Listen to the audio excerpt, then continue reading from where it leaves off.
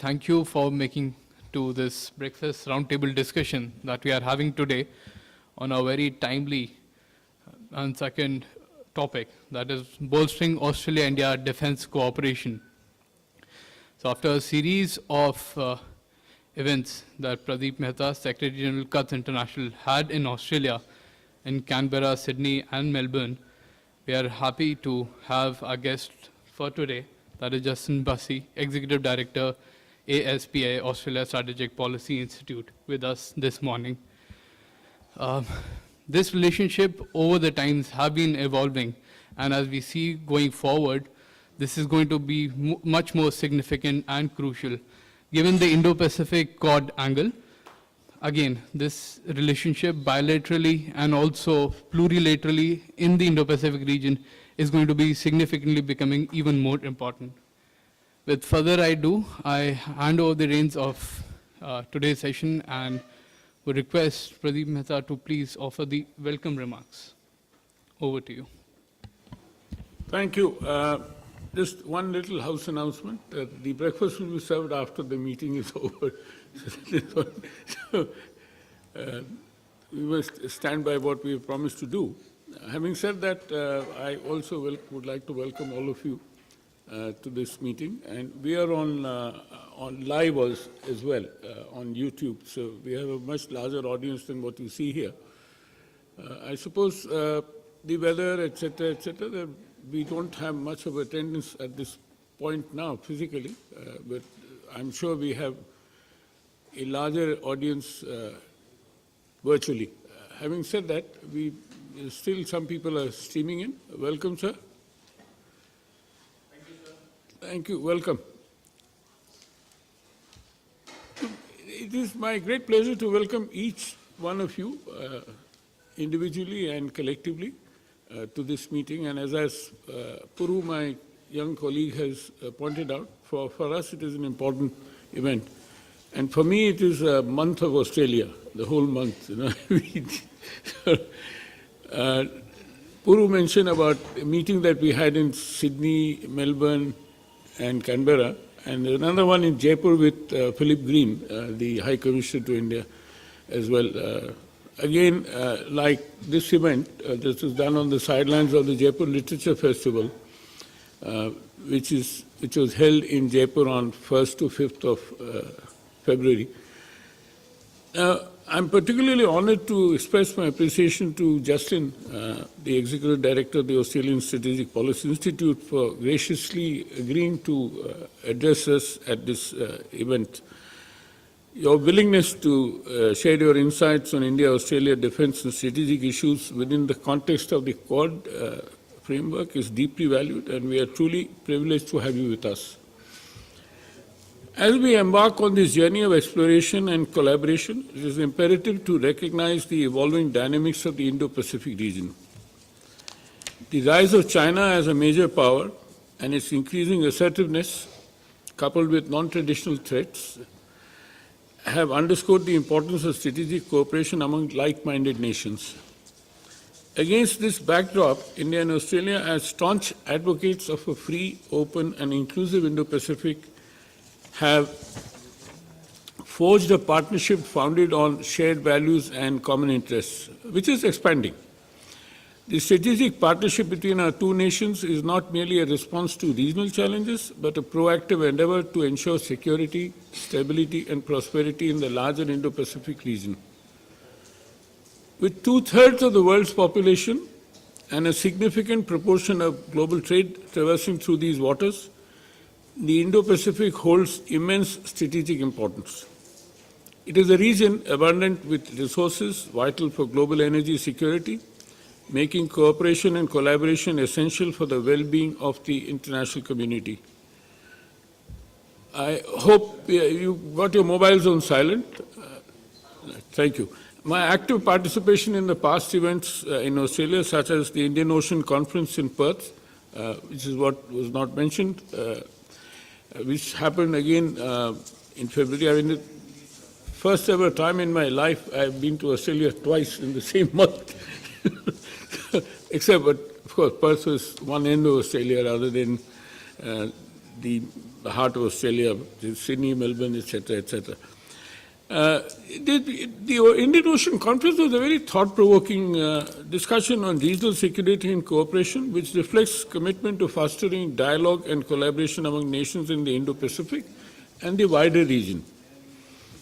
The Indian Ocean Conference, which is being run by the India Foundation, was supported by DFAT Australia in a big way. We had the Australian Minister for Foreign Affairs, Penny Wong. Justin, we missed you there. But suffice it to say that that was the seventh conference, and the next one is being held in Oman as we go along. So there is, what it only indicates is there is a wider understanding about many of these issues and collaboration among nations which are not necessarily part of the Quad or the Indo-Pacific region as such. For us, for Indians, Indo-Pacific has a different definition than what is there with what is commonly understood as Indo-Pacific. We include Eastern and Southern Africa as well in this context, in this calculus. Now, the event that was held in, we had the three events other than the Indian Ocean Conference. One was on looking at the partnership between Australia and India in the larger context of the global economy, which is looking at the WTO as well, and not just bilateral trade relations.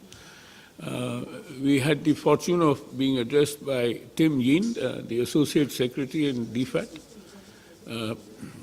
and among other experts from the Australian intelligentsia, which included Peter Drysdale, one of the sort of long-term Prudence Gordon, etc., etc. It did underscore the importance of economic ties amidst the evolving geopolitical dynamics. This was followed by an event in Melbourne with the Australia-India Institute, Lisa Singh, moderating a session on critical minerals, and which again is one of the granular aspects of the India-Australia cooperation, and generally speaking, becoming more and more important as we go along, in the sense that if you look at the kind of evolution, critical minerals become a very important input, and particularly in electric vehicles, etc., etc., batteries, etc. The topic there was what should be the role of Quad in the context of critical minerals, and what came out very strongly was that there is a need for the Quad to collaborate on this aspect, particularly since a large number of critical minerals are held in a monopoly by China.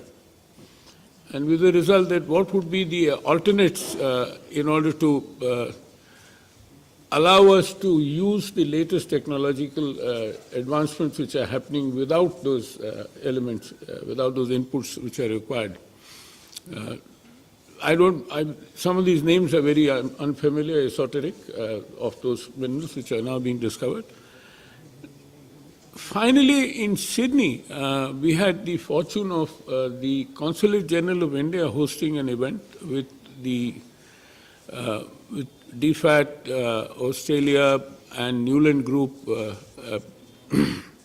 private sector advisory, which has recently published a report of granular cooperation between India and Australia on various segments, particularly corporate reports. Anil has been a part of that particular effort as well. Now there, of course, the discussion was more on the bilateral trade that we are looking at. We have an economic cooperation agreement, trade agreement with Australia, which is now being discussed, negotiated to expand to a full-fledged comprehensive economic cooperation agreement, which is going on rapidly with sufficient amount of attention being given by both the countries.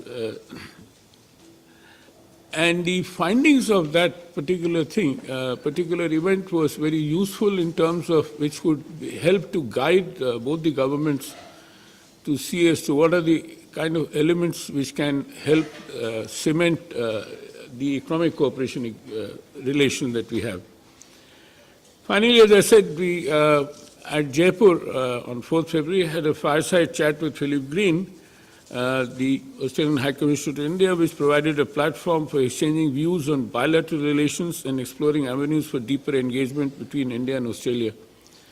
What is important to note here is, in the context of our current discussion as well, that both Philip Green as well as the India's High Commissioner to Australia, Gopal Bagle, who has just joined, are very clear about the fact that we require stronger and deeper relationship on defense issues, which is not just defense in terms of maritime cooperation, etc., but even defense equipment, for example. And I'll come to that a little later.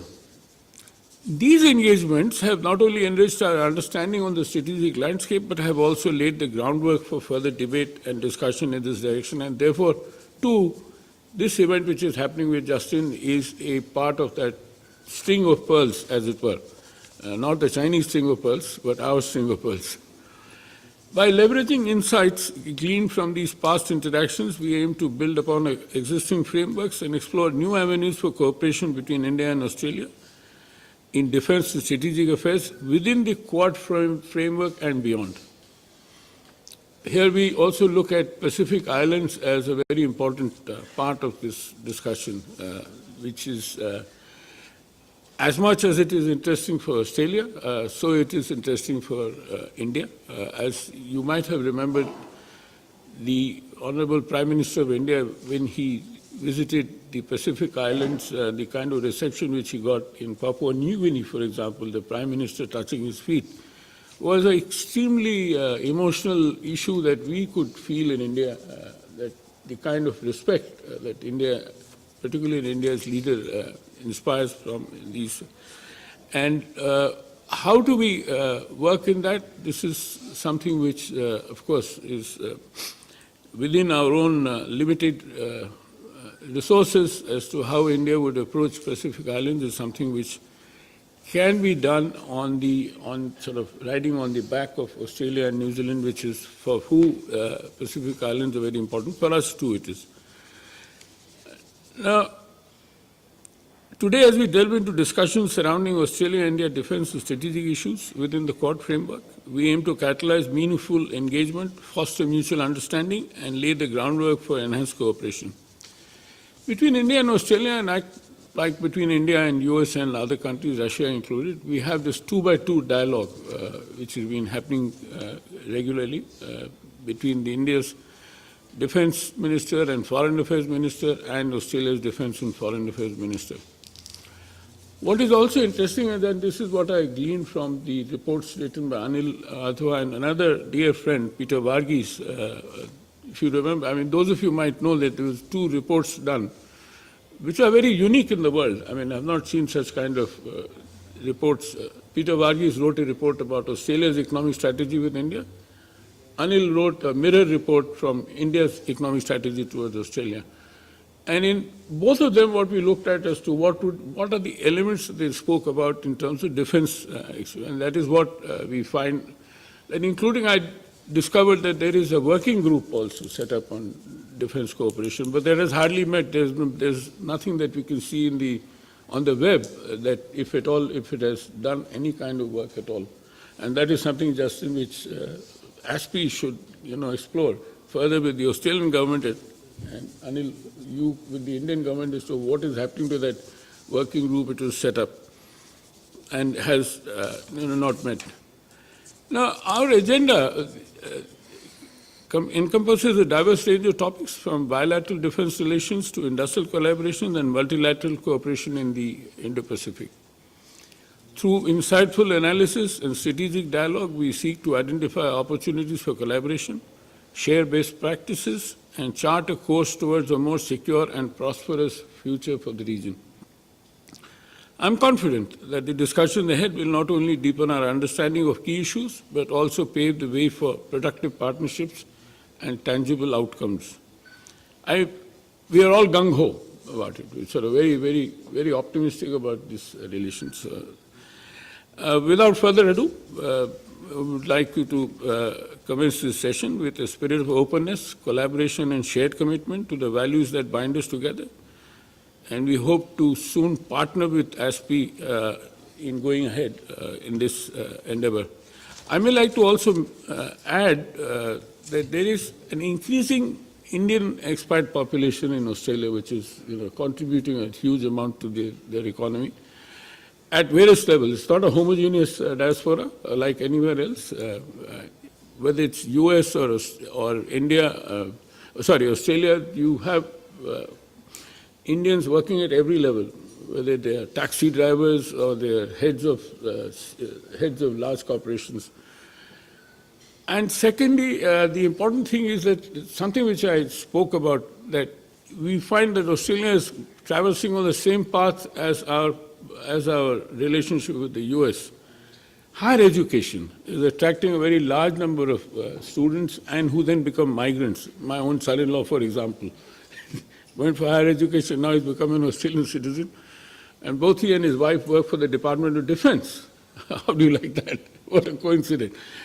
Having said that, of course, nothing to do with India, but howsoever. With that, let me now turn to Justin to please address us. Well, Pradeep, thank you. Thanks to you and everyone for inviting me here today. It is an honour. It's good to see everyone here. Hello, everyone online. As you say, in the spirit of openness and commitment, I'm hoping to have a bit of a free-flowing conversation with hopefully lots of questions and comments. So happy to keep my opening relatively short, but once, Pradeep, you said not only was it an invite, but to be able to discuss Australia, India in the context of the Quad, it's a topic dear to my heart, and I think really significant to be able to engage on. We've come a long way, but there's still a long way to go.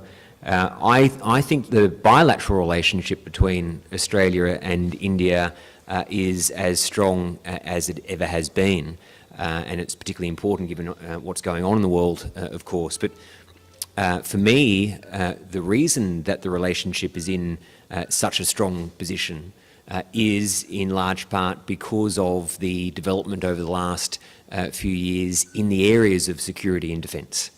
Australia and India have always had such a great friendship, but as someone who's been in the Australian public service in different roles, both through our policy and intelligence community and up at Parliament House, over my 25 odd years, initially the relationship between Australia and India was limited more to discussing the people-to-people links, which is fabulous. As you say, Pradeep, the diaspora community in Australia is wonderful, and it is a very strong binding force for Australia and India. But in terms of the strategic discussions that were happening at a government-to-government level, and even in conversations that we would be having if this was a decade or two ago, the conversation wasn't as substantive. And ministers and senior officials would be very friendly, but would rarely get to the heart of the international security issues that were going on in the world, as there wasn't so much a view of alignment on particular issues.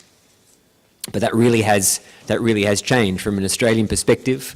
There was a shift around 2016 in terms of how Australia saw the international world, and in large part that was about Australia recognising that economics and security were not two separate issues, but were one. and we could not look at issues independently of each other. And so instead of looking at things from an economic perspective and then looking at things from a security perspective, it was actually economic security that became the priority. And that was really very important. And it's not surprising that in terms of the Quad, Pradeep, that which had been in abeyance from 2007, 2008, 10 years later, 2017, the Quad was reformed. And that was a really significant moment from Australia. Still in the Australian context, terrorism was the #1 security concern. ISIL's rise and their particular position in Syria and Iraq 2016, 2017 meant that was not only #1 but largely the top priority. And despite that, the formation or the reformation of the Quad in 2017 showed that Australia, along with the Quad partners, knew that we had to be able to do multiple things at once. We could no longer just tackle one issue at a time. And in a very short space of time, from the senior officials reforming in 2017, it got to foreign ministers level in 2019. It was a side event at the United Nations, but it was still a very momentous occasion. And then within 18 months, 2 years, Quad hit the leaders level in 2021. And so now in 2024, the Quad is completely baked in. And I'm of the view that no matter what domestic issues are happening in the 4 countries and what's going on in the world, the Quad is here to stay. The question, and you answered or you provided a particular topic, Pradeep, around critical minerals, and I agree with you, but the question now for the Quad is, having reformed, having been a real success in a short amount of time, where is the next stage and next phase of the Quad? And I'm of the view that we again need to be able to show that we can do multiple things at once. The one risk that we have with the Quad is that we make the Quad only about what we see as the common opportunity presented by economic prosperity. The Quad needs to be inclusive of security and, in my view, inclusive of defence, notwithstanding the success that the Quad countries have had in being able to explain with a narrative to the region that the Quad is a positive force for good, and indeed it is. But the Quad needs to canvass security issues, in my view, to be effective. And I think Australia-India and the bilateral relationship around defence and security shows that, notwithstanding differences and differences between Australia and India and Quad members on policies such as in relation to Russia, that despite some of those nuances and differences, the Quad, particularly from an Indo-Pacific region perspective, needs to canvass all of those issues. We have such alignment in this region. And I think Australia-India can show the Quad that defence and security is not to be something to be afraid of, not to be kept behind the scenes, but actually to be promoted and advocated as really important for our 2 countries and really important for the Quad. To give you a sense of how important it is and where that defence boost has come, it was only last year that there was an inaugural visit by an Indian submarine to Australia, and that was more than just a symbol. We both, Australia and India, now both operate the P-8 anti-submarine aircraft, and bilateral anti-submarine exercises are a very good barometer of trust between countries. and the shared threat perception that we have in the maritime domain. So maritime security, which is so obvious to Australia and India, needs to be a continued focus. As you talked about recent speeches by Australia's High Commissioner to India, Philip Green, his recent commentary around maritime security and interchangeability, fabulous aims that we should all strive for. I think it's important also to note that we have currently HMAS Warramunga, which is an Anzac frigate, currently in the Bay of Bengal, and that's for exercise Milan 2024.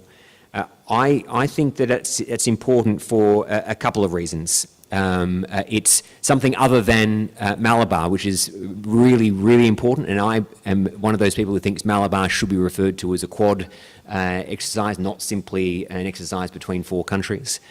But I think this current exercise shows that it isn't just Malabar, there are plenty of others. And Milan has had continuity, I think, for over 20 years, and no matter the ups and downs, it was never suspended. Unlike the Quad. And the second reason that it's important is that it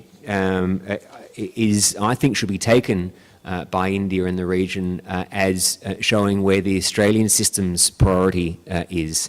I, again, was one of those people who thought that Australia should have engaged with the operation in the Red Sea and sent a vessel. But the fact that a frigate is here in the Bay of Bengal when Australia didn't send a ship to the Red Sea, I think is really significant in relation to this relationship. So, Pradeep, this discussion very timely. I could go on for a long time in terms of the importance of Australia and India and the Quad working on areas like cyberspace, space itself, which India is doing fabulous work in, but I really do think those two domains, which, as you mentioned in terms of the economic working group, there are working groups in the Quad on these issues, and I agree with you. While there's always private work to go on behind the scenes, I think the ability to advocate what is happening is important to bring the public along with us. You're right, critical minerals is another example. And while we know that we have shared alignment in terms of the malicious activities that the Chinese Communist Party undertake through the region, through the South China Sea, in cyberspace, and we need to tackle those issues as a shared threat, we can do so while ensuring the region knows that our actions together are for regional stability, that we are not the ones, and the Quad is not here for anything other than long-term regional stability. I think probably I'm happy to close there, Pradeep. It's really an honour, as I said, to be invited to participate in this event, and hope to have a great discussion. Thank you, Justin. Economics and security, I mean, this is one of the things that we have argued for, is that the 2x2 dialogue should turn into 3x3 dialogue, which should include the trade ministers as well. They're very closely interrelated. In terms of maritime security, we have Commodore Jasing here with us. Of course, he'll also be able to speak more about it. May I invite Ambassador Adwa? Anil, over to you.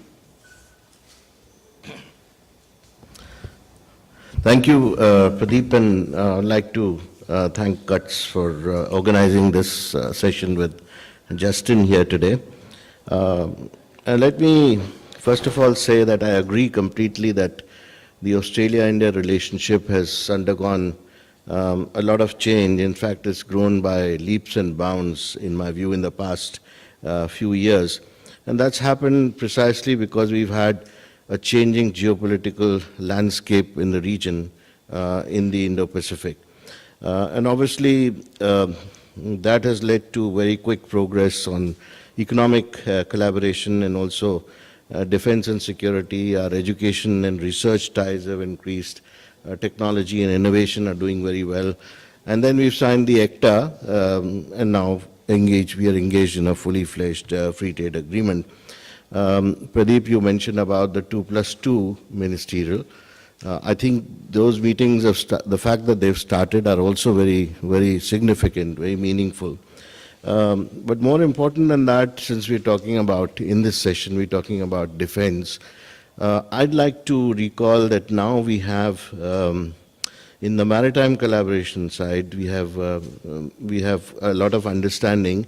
We also have defense science exchanges, which were not so frequent in the past. We have a mutual logistics support agreement, and also cooperation in cyber-enabled critical technology. But all this, in my view, needs some more evident and visible results, as well as commercial successes if we have to progress faster. Now, in this context, I have 5 points to make. First point is about, when I was preparing the Australia Economic Strategy report over 2019-20, we had identified, focused upon 5 or 6 areas which we thought held a lot of promise going forward, and technologies as well. So you had things like advanced sensors, underwater technologies, quantum computing and cryptography.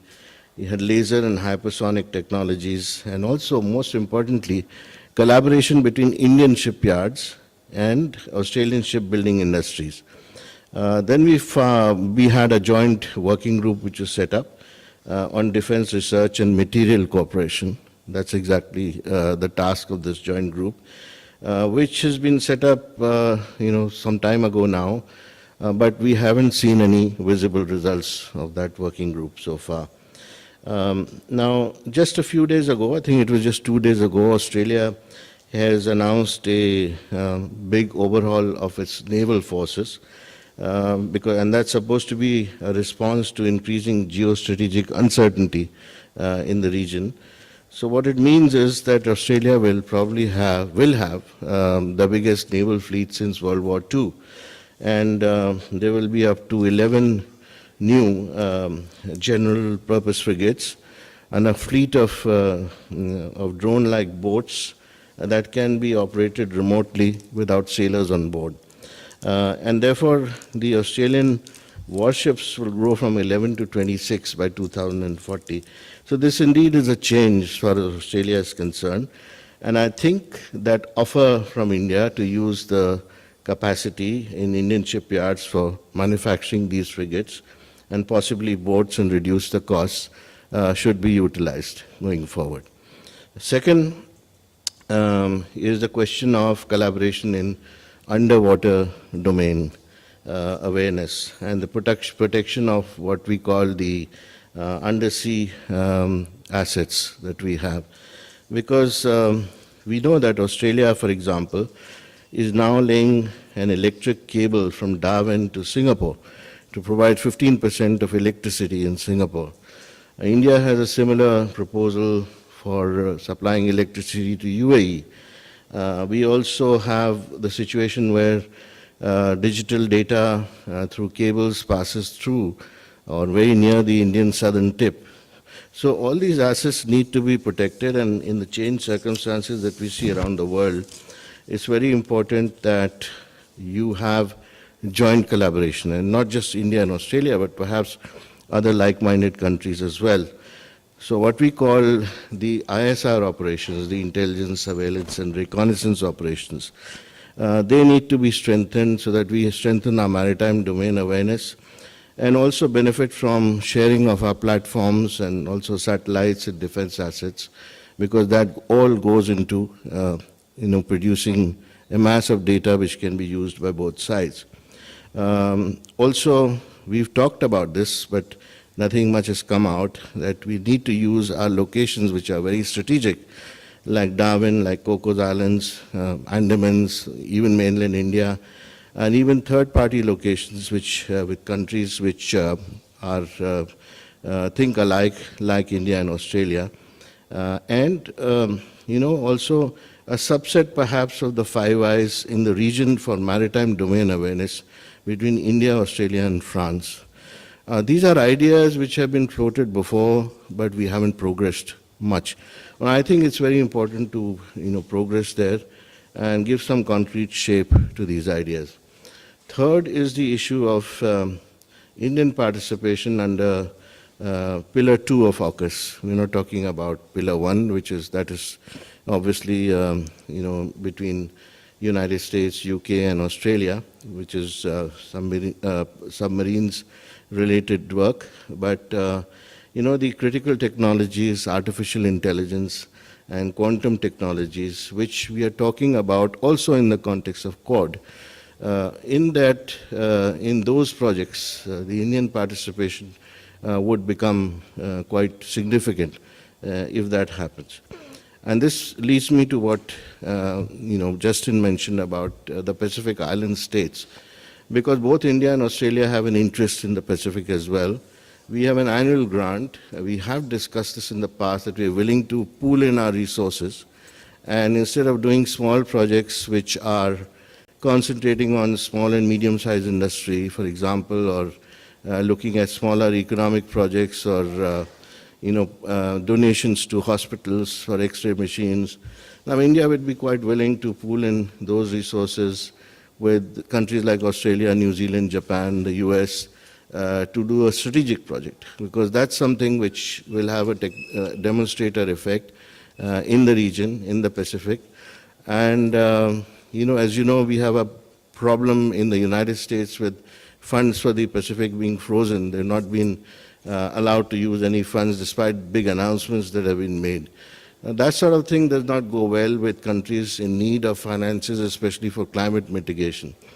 And here is something that can be done practically between us, Australia and India, and also other countries. Fourth is the space collaboration. Now, in the report, we identified our capabilities in remote sensing of the Earth, satellite communication, satellite-based positioning, navigation and timing, and also ground stations to support these space activities. If we have to open up, we have opened up in India the space sector to the private players, and in Australia, this space was always being dominated by the private sector. So private sector to private sector cooperation is also possible for things like blue orbit satellites and spacecraft and systems engineering. So that becomes a focus between Indian and Australian companies. Because I think our satellite communication and technologies must be used for strengthening the maritime domain awareness part, which I referred to earlier. Fifth is the issue of Quad, which Justin talked about. Now, I think, of course, India and Australia, through the Quad, have to address the challenges of the region. That's the main aim of getting the Quad back together since 2017. I feel that the Quad has developed a kind of laundry list of working groups, 13 in all, which, of course, they meet, but they don't produce anything which is, again, a demonstrator. And if we have to see, convey the meaning of Quad as a body of countries which can deliver for global good, especially for the region, especially for ASEAN, for instance, then you need, one or two projects which are going to be good for the countries in the region, so that they have their faith in the Quad. The first issue is that you need alternate funding for connectivity and infrastructure. If you have to counter BRI, this is an ideal platform. Now, many announcements have been made. In fact, it's taken to another extreme to say that, we will build green ports, for instance. But how do we do that? Do we build it through government-to-government funding, or do we build it through public-private participation? And as far as the United States is concerned, there has to be, private participation, but it's not been spelled out. Just like, the big plans that the G7 or the European Union has announced as far as infrastructure projects are concerned. We had a big project during the time of COVID to roll out vaccines through Biological E in Hyderabad. Unfortunately, due to a delay in licensing from the United States, we could not produce the vaccines in time. By the time COVID ebbed, and Australia was ready to roll it out and distribute it in ASEAN. But that could not happen in time, so therefore the whole project was then shelved. So what we need now, as far as Quad is concerned, is to concentrate on projects which will be important for the region. And I think as far as the Malabar exercises are concerned, they have progressed quite a bit in terms of interoperability. They have become more and more complex. Each version of Malabar is more complex than the previous one. The more platforms taking part, and also the fact that you have submarines which are included there now adds more value to it. But we have to further refine it to say that in future there would be a boldness amongst the Quad countries to be able to do something if required together. And that is the big question, because that's not clear to me whether that can happen or not happen. And also, as far as the supply chains are concerned, now we've talked about resilient supply chains in the region. We talked about a partnership between Japan, Australia, and India in resilient supply chains. I know that except for digital trade, that has not moved forward at all, because again, you need concentration on 2 or 3 important subjects for that to take off. As far as software and cybersecurity is concerned, there the Quad has made a lot of theoretical progress. How to translate that into actual action, which will benefit the countries, is very important. Now, having made these 5 points, my final point, which I like to mention here, my experience in the dialogues that I had with defense clusters in Australia, places like Springfield Lakes and Ipswich, or the Space Hub in Adelaide, that shows that there's still a requirement, in my view, to change the way the administrators and the decision makers look at collaborations with governments who are not the United States, not the UK, not any Western country, but others. Because our relationship is involved faster than the mindset of people who are actually the administrators. And that really can only be done if there is some amount of joint collaboration between the decision makers in our governments and the people who are actually implementing these projects on the ground. The other problem is that as far as defense manufacturing and transfer of technologies is concerned, there is a bottleneck of export controls that the Australian administrators often cite. But for that, to move forward, I think what you need today, and this is a changed world, where we are collaborating much more with the United States than we are with Australia. Now, in this case, if the Australian companies or if the administrators need approvals from the United States, then that dialogue needs to be opened up as well. So without that happening, you will not have any technology transfer of meaningful value in the areas that we've already identified. I'll stop there. Thank you. Thank you very much, Anil. That is an excellent tour de force. You covered these grounds very well. And my apologies to you. I forgot to mention that Anil was also a virtual speaker at our event in Canberra. And of course, as usual, his contributions are always brilliant, I would say. Having said that, may I request Harinder?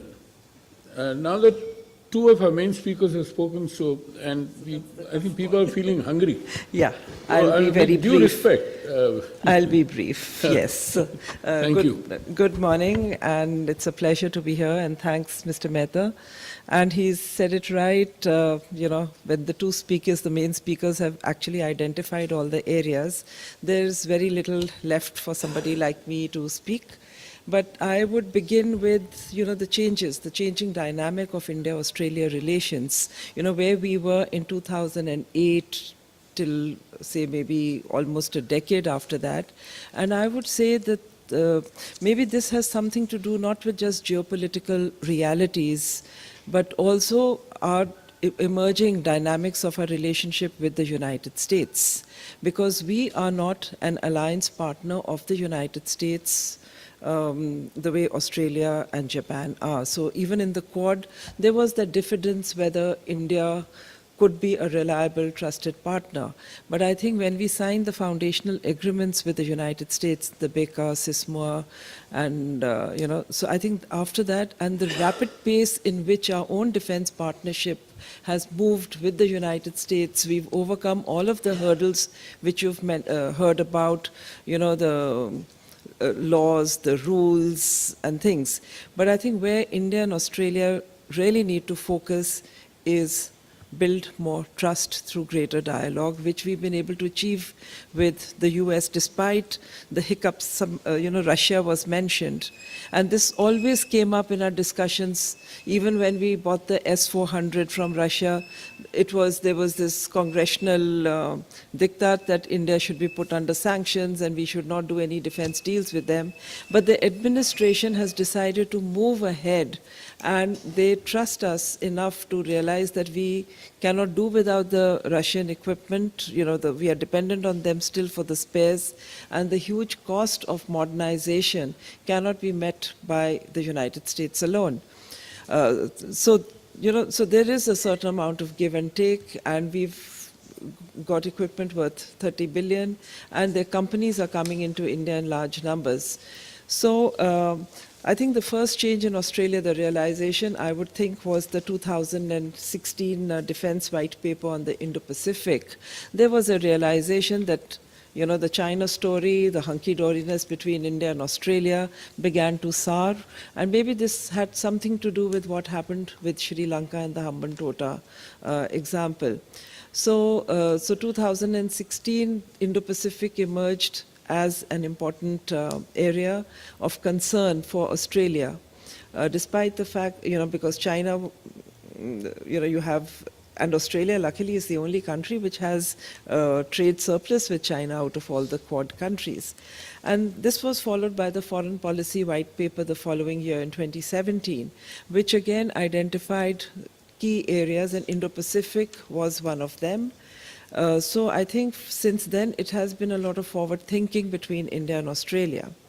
So coming to defense, I think we really need to strengthen firstly the trust factor. And I think Ambassador Wadhwa has already talked about it, so I will not repeat. The defense policy talks have been going on, and in July 2023 we had the 8th round. But instead of just meandering, we need to identify key areas, and this needn't be something like, a spaceship manufacture or something. If we can start in a small way. 23 has been a very active year in defense cooperation between India and Australia. Niche areas like AI and were identified. But I think, this defense manufacture cooperation, you have the critical minerals, the critical technologies, which I'm not going to repeat. But I think if we can have the US model co-production, which, with safeguards, agreed you need the safeguards, but with safeguards, if we can set up a few identifiable industries, because and skill our labor. This was the other thing I wanted to come about. Instead of just focusing on high-end security issues, what India really needs is technology, the dual-use technology, to skill and train our manpower, which could be beneficial both for Australian manufacture, which if you set up facilities here. The US has really understood the value of this, skilling India, which is part of the Prime Minister's mission. And we do not have adequate infrastructure. So if we can identify areas, in computers where we have the skill, we have the knowledge, but we need more centers to skill manpower, and this could become a win-win situation and a cost-effective mechanism to foster closer ties, and it also fosters people-to-people connect between India and Australia.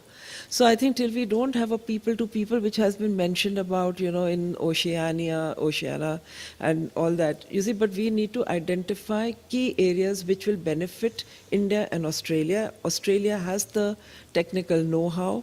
If you were to set up, under a joint partnership, the centers of training and excellence, I mean, a tiny country like Taiwan is doing this in India.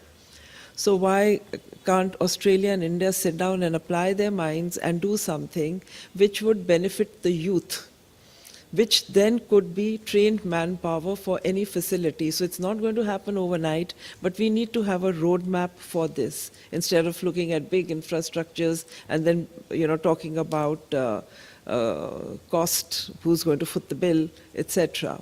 And apart from that, like I think Mr. Mehta already mentioned about education and research, we've done a lot on the, the Maitri scholarship, and 11.12 million Indians and Australians, mainly Indians, are benefiting from the Maitri scholarship. But I think here again, we need to identify areas, and under the scholarship scheme, if our research and technical institutes, which, if these could be revamped, and I think the government of India also needs to do a lot of work in that area. So if we can set up these research labs and revamp them, or set them up in the IITs, which are, very good institutes, renowned, absolutely. So if some work is getting done, but I find that Australia is not very active in that area. Japan has made a head start. They've been doing a lot with the Indian academic institutions. The United States more recently, because initially, our dialogues were also, and the expectation was, it just got stuck at the nuclear deal.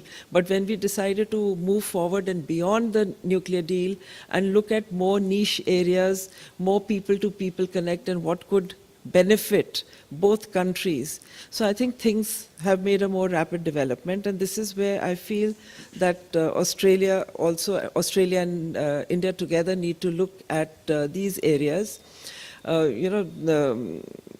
And maybe eventually, slowly, once you build this, and it can be a joint monitoring mechanism for these research laboratories which we set up. So this joint production, joint knowledge sharing can make very small beginnings. And it needn't be Delhi-centric. It could be in, we've got very good centers of excellence in the south, in Rajasthan and all. So it could be a broad base so that the impact is more widely felt and appreciated. So I think I will stop here, and then if there are questions, we can come back into the discussion. Thank you very much. I know that was a very excellent remarks. I'm sure we see there's a lot of sensible advice that you have given us to take it forward. May I request Commodore Jesse? Thank you very much, Mr. Mehta, for this opportunity to be here for this discussion on the bilateral relationship. I think most of the points that I had have been covered in great detail by the previous speakers. So I, the good naval officer, will just give you the practitioner's perspective. I'll try not to be repetitive about what has been said already. So as far as India and Australia go, I think, as we naval people like to always use the cliche, land borders divide and oceans unite. So Australia is a maritime neighbor. It may be 7,000 miles away. And that is a very important aspect that must be kept in mind when we look at the bilateral relationship in terms of our connectivity. I think the whole bilateral relationship of India and Australia is underpinned by the maritime domain, because that is the fundamental geopolitical construct of the Indo-Pacific. India has a vantage position in the Indian Ocean. In fact, my view is that India alone represents the Indo of the Indo-Pacific, because if you look at the Indo-Pacific construct as seen from the resident Pacific countries, other than India, they don't seem to include anybody in that construct. So India is basically looking at the complete Indo of the Indo-Pacific, and Australia, half of Australia, is part of the Indian Ocean, half part. In fact, I was very quite taken by the fact that Perth is now being referred to as the Indian Ocean capital of Australia. Exactly. This is a new terminology that seems to have come in, which is interesting, because Australia, for a long time, didn't really consider itself an Indian Ocean power as an Indian Ocean country. It looked more at itself as a Western country which was located in the Indian Ocean. So I think that has changed.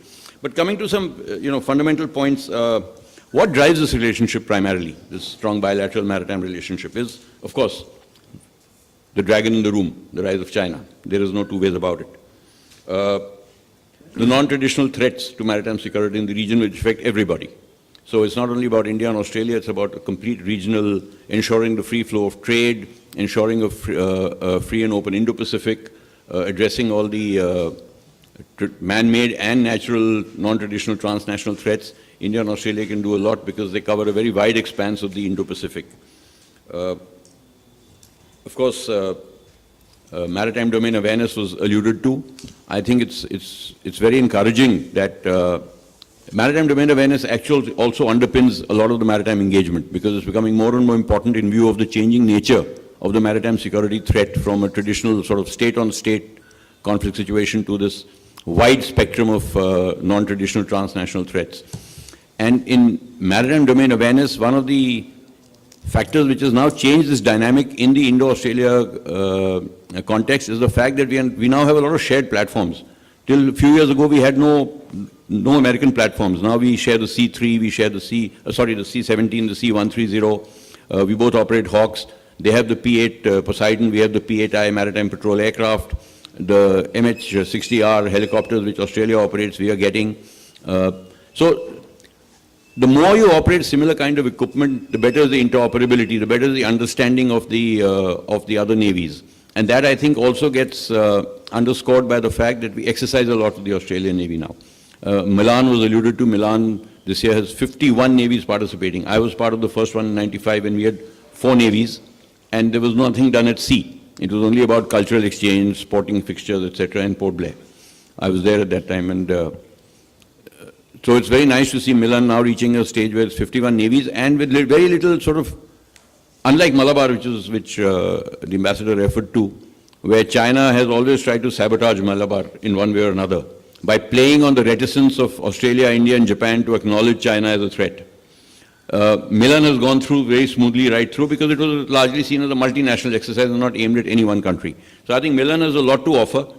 It's a rare platform and I think that is a great tribute to, or a great testament of India's deft diplomacy. We have Iran, Australia, Japan, US, India, Russia all exercising together. It's not easy to get all these navies together, which is also something I think that India has very deftly managed in terms of the Indian Ocean Naval Symposium. Last year, Iran was the chair of the Indian Ocean Naval Symposium, US is a member, and many other Western countries are members. So one of the points also which I wish to highlight is that we have a lot of multilateral organizations in the region, which have typically, at least in the Indian Ocean region, have underperformed, whether it's IORA, whether it's BIMSTEC, and that, I think, is because of the mutual distrust that exists between the disaggregated regions of the Indian Ocean. You know, the Horn of Africa, East Africa has their own set of problems. West Asia is perpetually, there's political volatility there. SARC is more or less redundant now. So because of that, there has been a lot of mutual distrust, and that is why typical Indian Ocean multilateral organizations which could have built up Indian Ocean security have suffered as a result. Australia, now that has considered itself an Indian Ocean power, has a larger role to play. India and Australia can use their strong relations to re-energize these organizations. And that is where I think we bring in, you'd mentioned one of the things was about the trilaterals and the bilaterals. I think one of the best things that has happened in recent years is this emergence of bilaterals and trilaterals and multilaterals. Because between 2 or 3 countries, there's far more chance of convergence happening on certain issues rather than between a larger group of countries. And these bilaterals and trilaterals can be used thereafter to re-energize the multilaterals in the organization, in the construct. So I think, once again, navies have a role to play in this in many ways as a tool of soft power diplomacy, as a tool of hard power diplomacy as well. Underwater domain awareness, extremely important. We keep hearing of these Chinese research vessels in the Indian Ocean. They're there just to improve the underwater domain awareness for their future operation of ships and submarines in the Indian Ocean. The better you understand the hydrography, I'm a submariner, the better you can operate, the more you're able to use the sea to your advantage. China does not have that knowledge of the Indian Ocean. That is why you find lots of these research vessels coming in. We have to do something similar in the Pacific, and that is where Australia comes into play. AUKUS. I think the best thing that happened in the region was AUKUS, frankly speaking. I wrote about this at that time. For India, it's a great boon because China eventually is going to come into the Indian Ocean. It is very clear in its intent. The Great Power contestation is going to happen in the Indian Ocean because the Western Pacific does not provide it the sea space it requires to either exercise maritime dominance or to get access to the Atlantic, both of which are essential if China wants to become a dominant global maritime power. How do we contain China's ingress into the Indian Ocean in the kind of scale that they're looking at? Not at the moment. At the moment, they have just 6 to 8 ships deployed, but they're looking at carrier battle groups, about 20 nuclear submarines, a force level of 20 nuclear submarines, out of which 6 or 7 could be in the Indian Ocean. Now, that is going to severely constrain the Indian Navy's ability to operate in the Indian Ocean if this is the kind of force China brings into the Indian Ocean. So how do we ensure that, how do we check this? AUKUS is a great thing. You can contain the Chinese Navy's moves to the Indian Ocean by using navies the Indonesian Navy, the Australian Navy, the US Navy with their submarine force, with their nuclear submarines, can constrain China's ability to operate freely in the Indo-Pacific, and particularly for India in the Indian Ocean. So I think that is very important. So AUKUS is a great initiative. There is not much room for cooperation with India in the first pillar of AUKUS, that is the nuclear submarine program, because their technology is very different from ours. But certainly we can support them. We have one of the challenges Australia will probably face, Justin might be able to elaborate on that, is that China does not have a civilian nuclear program. Therefore, for them to start operating nuclear submarines means they have to start from scratch. And nuclear submarines are difficult to operate, they're expensive to operate, but a lot of nuclear safeguards have to be in place to support them and maintain them. Now, India had a mature civil nuclear program before we got submarines on lease from Russia or from the Soviet Union when we first got one. And therefore, we were able to adapt much faster and much better to the constraints of nuclear submarine operations and understand nuclear submarine operations. Australia is also going to lease submarines from the US, perhaps the Virginia class or the Los Angeles class. They will have to start from scratch. Already people, I believe, from Australia are being trained in the US. Nuclear submariners are being trained, a civilian establishment is being trained, which is all very good. But it will not be easy. AUKUS will take time to mature, and I think India can offer support in creating that understanding of nuclear submarine operations, of nuclear submarine, how an ecosystem should be created. I'm sure the navies must be talking about it in their staff talks and other defense engagements. But climate change. Now, this is an area, I think, where both India and Australia have a great role to play. We know what the effects of climate change are. There are many small island developing states which are in fear of inundation with rising sea levels. The marine biosphere is getting adversely affected. India has taken a lot of initiatives. The IPOI, for example, the Indo-Pacific Oceans Initiative, the International Solar Alliance, is trying to promote mitigation strategies in the Indian Ocean region. Australia could do very much the same in its part of the world, and that's where the Pacific Islands come into play. They are facing similar problems. So I think these small island developing states do not have the kind of clout, and we've seen that really climate change is not resonating in reality to the extent that one would expect, considering the kind of threat it poses. So I think the large countries like India and Australia, who have a say in major global multilateral institutions, can definitely champion the cause of these small island developing states and gain a lot of diplomatic and political goodwill in the bargain. So I think there's a lot we can do in that. There's a lot that can be done in the blue economy sphere. Not enough is being done there either. Things like IUU, fishing, etc. need to be checked. Not enough is happening there. So there are lots of areas for cooperation in the future, particularly in areas which are between the two navies and between the two militaries, actually, that can re-energize the Indo-Pacific region into becoming the sort of tour de force it should be in shaping the future geopolitical outcomes in the world. I think I'll close there because most of the other things have been covered, so I really don't have very much more to say. Thank you. Thank you very much. Another excellent presentation, excellent thoughts, and particularly the point which you made, though it was out of context, but extremely important, was this climate change and the kind of work which Australia and India can do together to help the Pacific Islands. And as you said, some of them might disappear the way things are going on. And this is something, another area of our work that we do very actively in order to promote particularly climate finance. We find that the thinking around the world on climate finance is hopeless, absolutely hopeless. You're looking at some peanuts. To give you an example, first ever time, again, I'm sorry if this is a little outside the track, but since Commodore Jai Singh raised it, and I can't resist talking about it, the first ever time a loss and damage fund was agreed to in an international organization to help developing and least developed countries. This happened in COP28. No, sorry, in COP27. In COP28, when it was revisited, we had something like a few $1 billion being, contributed for that loss and damage fund. And Commodore Jai Singh, I was ashamed when US offered $37 million for the loss and damage fund. I mean, look at the magnanimity of US to offer $37 million when you require at least $6 trillion up to 2030. $6 to $7 trillion, and particularly for the kind of issue that you raised, something which I'm sorry I could not resist speaking about it.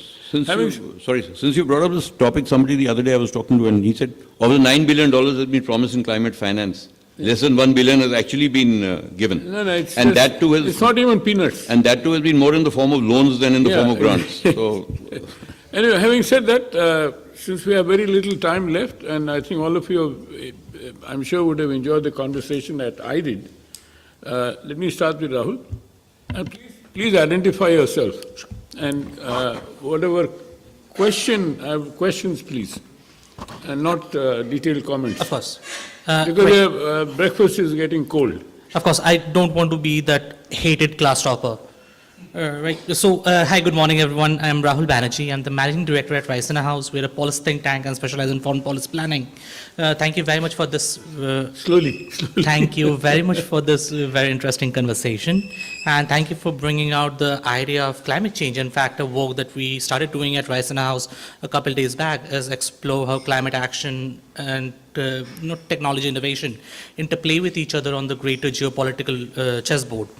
And a very interesting conversation I had with Ambassador Richard Verma last day is how we can, especially the Quad nations, can come together and extend development cooperation in the Pacific Island nations. So I would definitely love to know from you what such a thing would look like, maybe a roadmap, what a roadmap might look like, and if I may have another question for specifically Justin. So there is a comment, now the question. No, Pelawala was also a question. How roadmap would look like. There was a very interesting series that came up on Netflix called Pine Gap, right? And it explored a theoretical aspect on who would Australia support in case of US-China conflict. Would Australia stick to its Quad ally and support the US? Or would it support China, which remains its sixth largest FDI investor and occupies about 26%, I believe, of the Australian market? Thank you. Thank you. Here, there's just a minute. Good morning, I'm Sripati. I'm a research fellow with the Indian Council of World Affairs. One question and a comment. The comment is on climate change. Why are we only focusing on... Can we talk more about defense? No. This I know it's a very interesting... for me, it's a very important topic. It's just a comment, not a question. Just a comment, just a quick comment. Why are we just talking only about island states going down? What about Jakarta? Bangladesh, Maldives. Let me finish, so.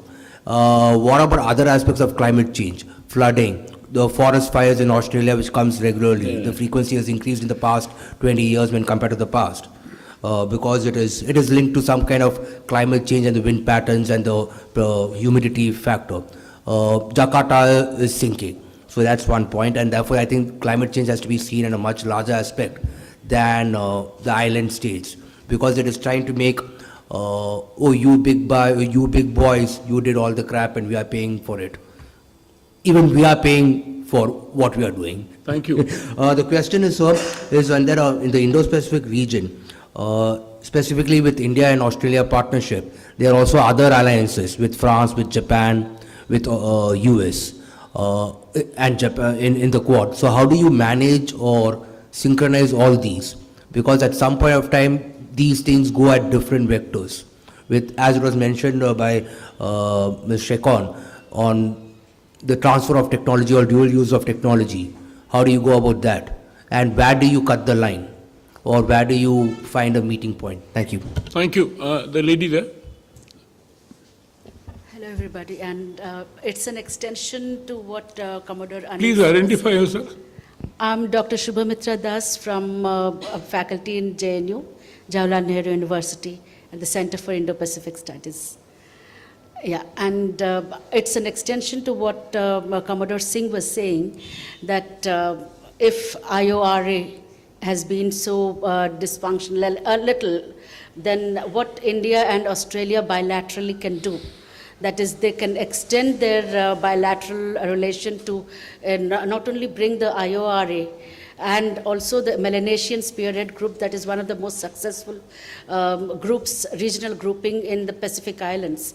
And IORA plus MSG can actually work on a different level by increasing their negotiation skills, increasing the habits of cooperation, which can actually lead to what this word zone balancing, and that this is a proposition, it's not a question. I would like to have comments from you because this is what I'm researching on. Thank you. Puru? Thank you. Among others, we also have Haley Channer with us, Yeah. Director Economic Security, at the United States Center of University of Sydney. So we welcome you, and if you have some questions from the Australian side, so that would be. Thank you. Thank you, Puru. I had some reflections, but I'm happy Please to go have- ahead. Oh, okay. Well, hi everyone, I'm Haley Channer. I have a background working at the Australian Department of Defence, and I actually had responsibility for the Quad while I was there, but the period I was at Defence, actually we weren't doing anything on the Quad because Australia still couldn't get an invitation to exercise Malabar.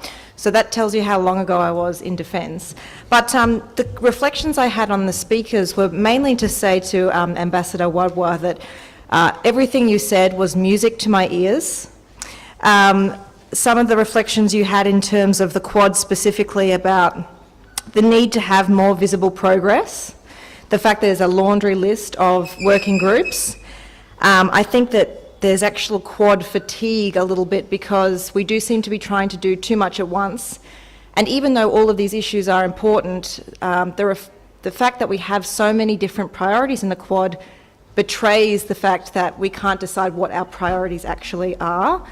So that was just one reflection. But also I think that the fact this was a defence discussion on Australia and India, but yet we talked about so many other factors like climate change, the Pacific, supply chains, it really shows you how much every issue has become securitised. And that presents a risk for all of us because even though that does reflect the reality that we are in today, it makes it much more difficult for us to neatly package how we can get after certain problems because everything becomes a problem. And if you look at things like the United States industrial policy, even though that's targeted at China and reducing China's advantage, it's also harmful to US allies. So I think we have to be careful about how we prioritise and what we can actually do together, not try and do too much at once. And actually, an area that I'd like to see more cooperation is without the United States. So even though I'm from the US Study Centre, I think there's a lot of times when we should be doing things just Australia-India, or maybe just Australia-India-Japan, because it has a much more powerful message to the region when we do things without the United States. But just to thank all of the speakers very much, and also to foot stomp your point, Ambassador Wadwa, about the need for more connection between the decision makers and the implementers of the policy on the ground. I find that we really do start to get into the habit of having so many meetings, so many Quad meetings. There is a pressure on leaders, ministers, and then senior officials to make public statements. But often, because we're trying to do so many things at once, there's not enough news to tell people about what we've done. And the last example of that is the Quad vaccine commitment, where we weren't actually able to deliver 1 billion vaccines. So I think if we tried to focus on maybe 2 or 3 things and were able to show progress, that would gain credibility for the Quad. Thank you very much. By the way, you'll be surprised that Perth, the Indian Ocean Conference, one of the co-organizers was the Perth USA Center, which is not just USA. It talks about... They're our sister institute. Yeah. Yeah, they're also part of our network. Having said that, may I now turn to Justin? Thanks. Several questions, and it is good to see, Hayley, you here. Let me see if I can get a few of those questions and answer them.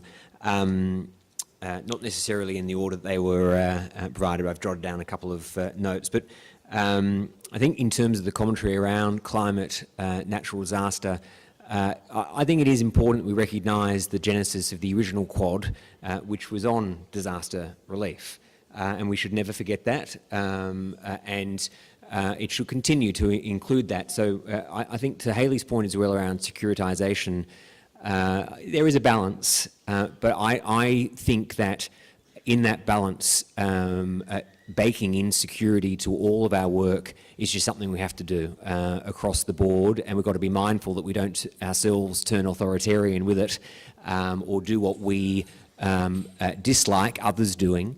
But if we don't bake in the security, we'll end up having to pay for that later. It becomes more expensive later, even if we're saving money in the short term, and even if we're trying to allay concerns short term, those concerns will only become exponentially larger later on, which is why I think the Quad has to do all of the things, disaster relief, helping the Pacific with climate change policies, as well as focus on the more traditional security, counter-terrorism, maritime security, cyber security.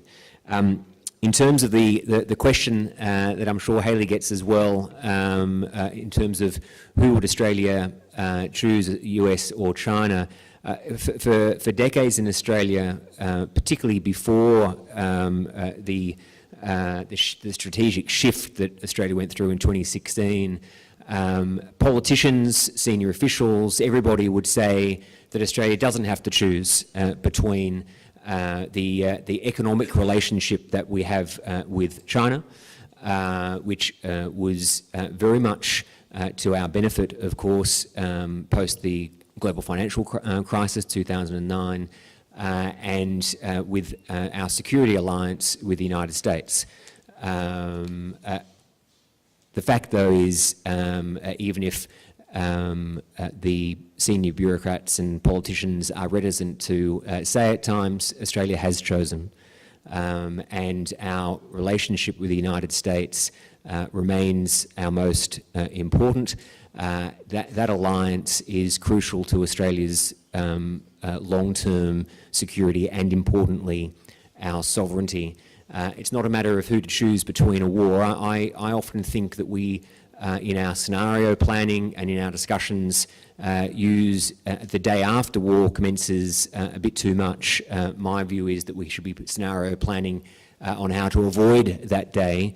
And in that case, again, the choice is not a difficult one, that our relationship with the United States from a security perspective is vital, and we must continue to work with the US and our partners, including the Quad, to deter war, but at the same time having to prepare for it. So that's, I think, an important one to recognise that despite the importance of the economic relationship with China, the security and sovereignty means that Australia has made our choice several years ago.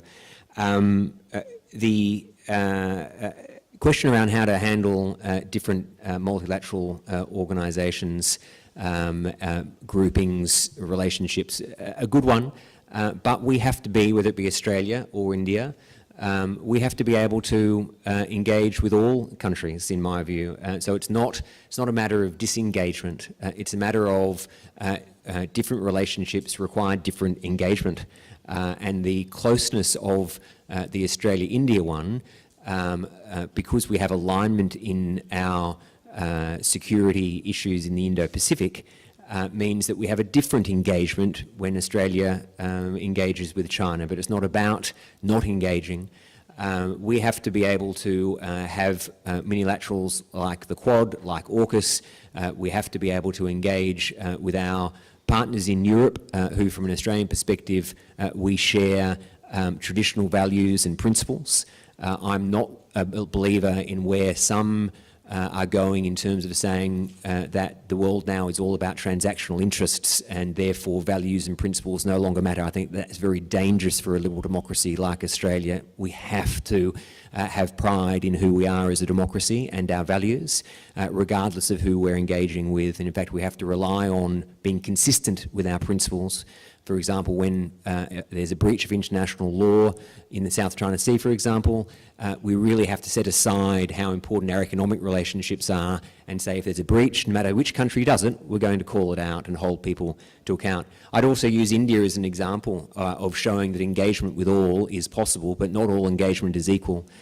People around the room might disagree with me, but I think the ability for India to engage with the Quad and the next day engage with the BRICS shows how important engagement is. My view as an Australian is that the Quad, despite the fact that we all agree here that we'd be better off advocating more of what we are doing, but the Quad has substantive strategic outcomes in a way that from an Australian perspective, the BRICS is effectively a grouping that comes together not because of what binds them, but because of a bit of distrust that is there, including between India and China, but also others, in a way that the Quad comes together and there is an inherent trust, even if we might disagree on a couple of issues. So that engagement is important all round, but it is not equal. And in terms of what we can do, finally, in terms of the there were different types of comments and questions, but how do we show that we're working together, and the reference to issues like critical technologies, to give a bit of advocate a really important ASPE initiative that we call the Critical Tech Tracker. That to me shows how important working together as a Quad is. If I could just give you an example. The Critical Tech Tracker currently looks at 64 critical technologies that have an intersection with national security.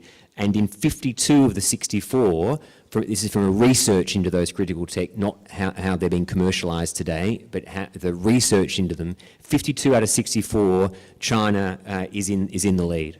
That should be a clarion call to the rest of us to say, right, even if China doesn't have a lead in terms of actualisation today, research shows the trend of what's going to happen 5, 10, 20 years into the future. 52 out of 64 they lead in. But in many of those critical technology areas that they're leading, if the Quad comes together and combines our strengths, in many of these areas, the Quad either becomes number one in research or at least competitive in a way that countries, if we are only dealing one-on-one with China, we're never going to be able to compete with such a big power.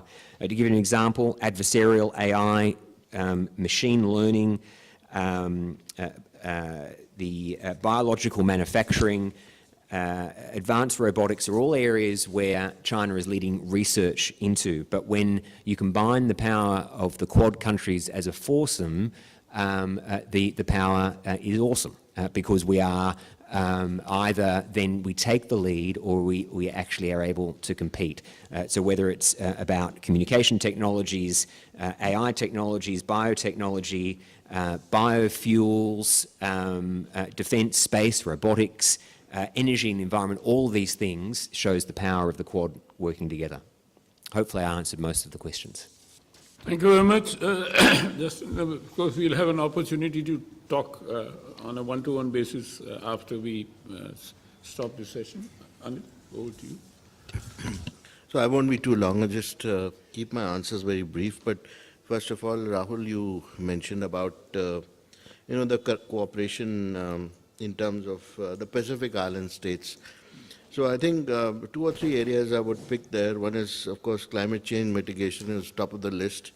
And there, practically speaking, I think solar energy and dredging of the coastlines in many of these island states, because they don't have the capacity to do so. But also climate finance, and if the Quad can come together and at least their needs can be met. We're not talking of the whole world here, but only as far as the Pacific is concerned, if the resources are pooled together, that will help. There was a question about how you synchronize your technologies and priorities, etc., when you are talking in plurilateral groups. I don't think we should be too worried about that, because they all tend to reinforce each other most of the time, because each country carries with it its own capabilities and is looking for something from each grouping. And India's experience is quite unique in that respect. And I think when you have a grouping which has got more countries compared to the previous one, then you try and fill in those gaps there. Invariably, there will be some repetition in terms of the technologies. If it's dual-use technologies, there will be certainly a repetition. But I don't think we should be bothered about that. It just reinforces each other. And Dr.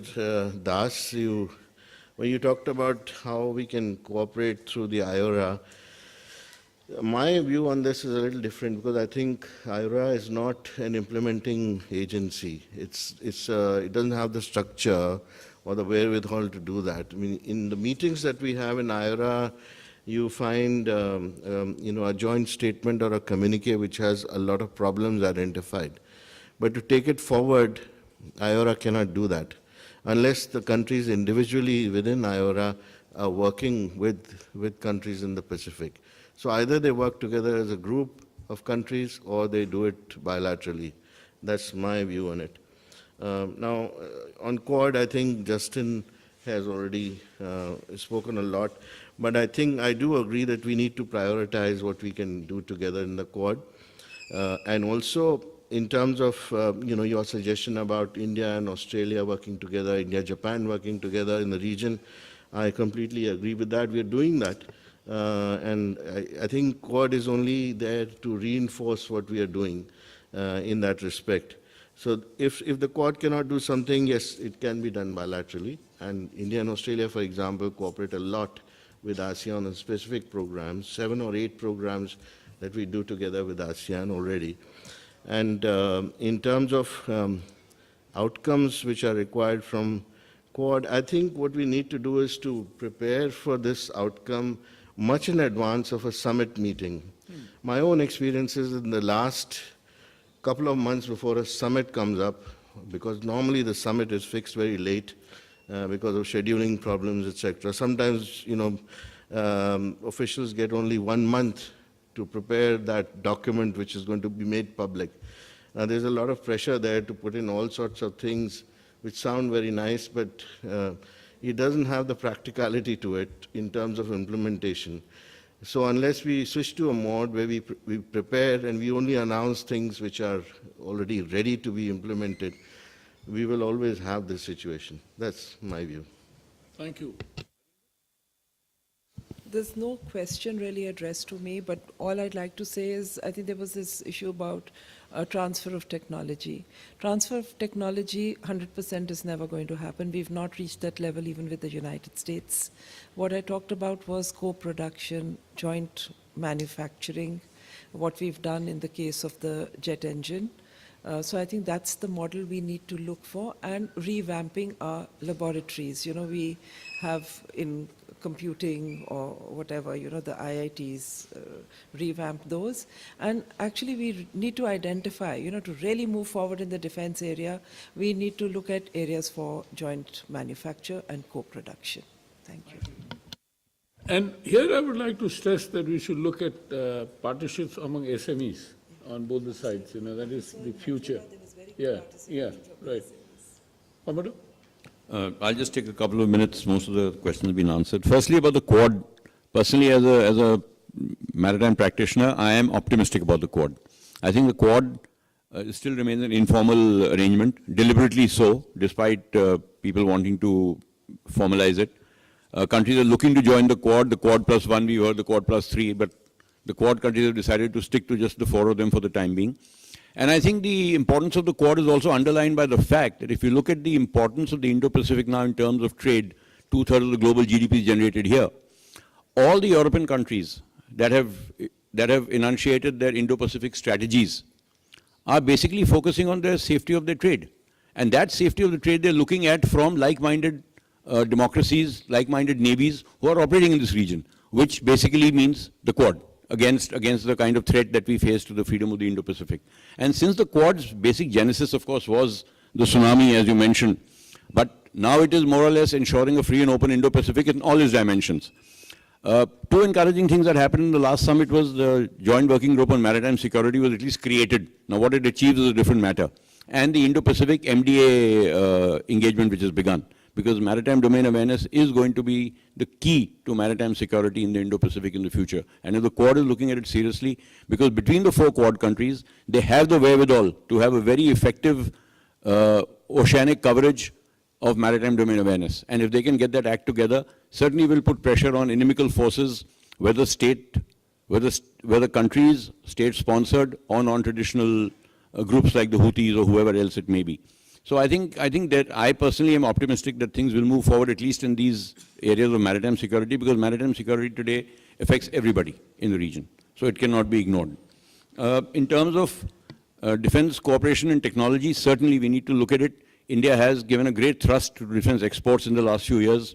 Prime Minister's vision of Make in India for the world is very interesting. That means we recognize our limitations in technology. We are not saying we can do everything ourselves. We are telling the world, you come and help us make it, and make India the export hub for countries friendly to us who cannot afford expensive Western equipment. So I think there's a lot of scope. Shipbuilding was referred to.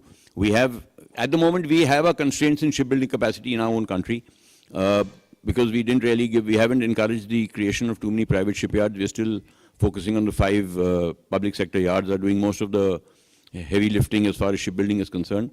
But certainly there is scope for the future. If not shipbuilding, definitely ship repair.